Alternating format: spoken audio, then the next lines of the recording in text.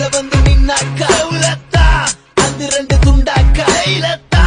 தம்பிக்குள்ள கண்ணா மூச்சு இது சின்ன பின்னமான பட்டாக்கத்தி வசமா வந்து மாட்டுச்சு வெளியோரம் போற ஓன வேட்டிக்குள்ள வந்து வினவாச்சாக்குள்ள பட கோயந்தா புள்ள இனி மாவாக்கு நீதாண்டா பாவத்தல்ல கசகிய தாண்ட தம்ம துண்டு பீடிக்குள்ள கையில மாட்டிக்கல